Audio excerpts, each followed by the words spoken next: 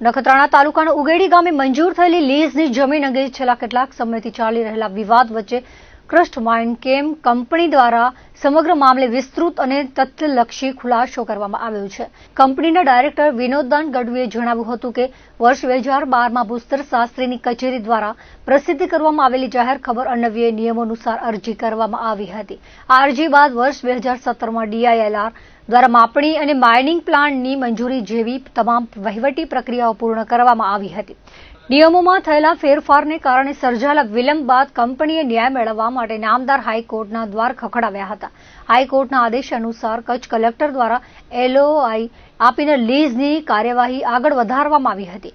ગૌચરની જમીન અંગે ઉભા થયેલા વિવાદ અંગે સ્પષ્ટતા કરતા કંપનીના વિનોદદાન ગઢવીએ જણાવ્યું હતું કે વર્ષ 2018માં થયેલા પ્રોમોલોગેશન રેકોર્ડમાં ટેકનિકલ ભૂલને કારણે આ જમીન ગૌચર તરીકે દર્શાવવામાં આવી હતી। જો કે અગાઉ વર્ષ 2014 અને 2017માં થયેલી માપણીમાં આ વિગત સ્પષ્ટ હતી। નાયબ કલેક્ટર દ્વારા આ પ્રકરણની ગંભીરતાથી નોંધ લઈને ગૌચરના નકશામાં થયેલી ભૂલ સુધારવા આદેશ કર્યો હતો, જેમાં મૂળ 280 એકર ગૌચરની જમીન જળવાઈ રહે તે રીતે નકશામાં સુધારો કરી લીઝના વિસ્તારને સરકારી પડતર જમીનમાં સમાવવામાં આવ્યો છે। આ વર્તમાનમાં લીઝ માટે ફાળવાયેલી જમીન ગૌચરની નથી તે હકીકત સરકારી રેકોર્ડ પર સ્પષ્ટ છે। વધુમાં જણાવ્યા અનુસાર વર્ષ 2025માં નામદાર ગુજરાત હાઈકોર્ટના અંતિમ ચુકાદા બાદ કલેક્ટર કચેરી દ્વારા કરાર ખત કરી આપવામાં આવ્યું છે અને ગત જુલાઈ માસમાં સર્કલ ઓફિસર દ્વારા વિધિવત રીતે કબજા સોંપણી પણ કરી દેવામાં આવી છે। તેમ છતાં ગામના સરપંચ દ્વારા જૂના અને ભૂલ ભરેલા રેકોર્ડને આધારે ગ્રામજનોને ભ્રમિત કરવામાં આવી રહ્યા હોવાનો આક્ષેપ કંપનીએ કર્યો છે। અગાઉ પણ આ વિસ્તારમાં અન્ય લીઝ કાર્યરત હતી તે બાબતથી ગ્રામ પંચાયત વાકેફ હોવા છતાં અત્યારે ખોટો વિવાદ ઉભો કરવામાં આવી રહ્યો છે।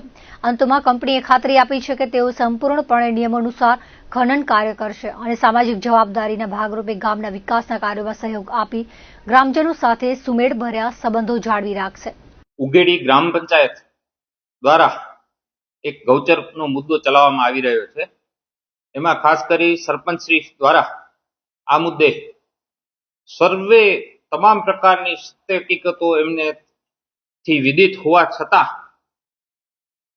ગ્રામ લોકોને, સદસ્યોને, અન્ય સંગઠનોને, અન્ય અગ્રણીઓને ભ્રમિત કરવામાં આવી રહ્યા છે, ગેરમાર્ગે દોરવામાં આવી રહ્યા છે કે આ જગ્યા ગૌચરની છે।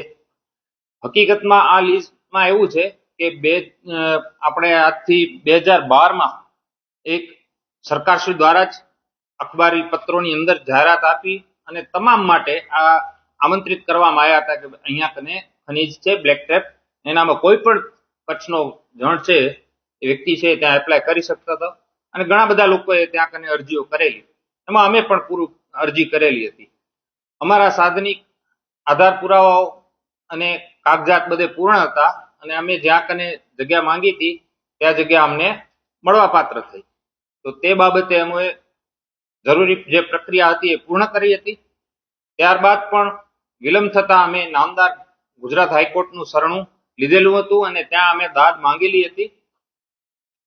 એ અનુસંધાને અમોને LOI કરી આપવામાં આવેલ અને ત્યાં અમે પબ્લિક આપણે હિયરિંગ જે આપણે GPCB બાબતની રહેતી હોય છે તે પણ કરવામાં આવી હતી। ત્યારે પણ આમાં ખૂબ વિરોધ કરવામાં આવ્યો હતો અને કોઈ પણ સાચા ડોક્યુમેન્ટ્સ નથી જોવામાં આવતા, સત્ય હકીકત છુપાવવામાં આવી, લોકોને ભ્રમિત કરવામાં આવ્યા હતા ત્યારે પણ।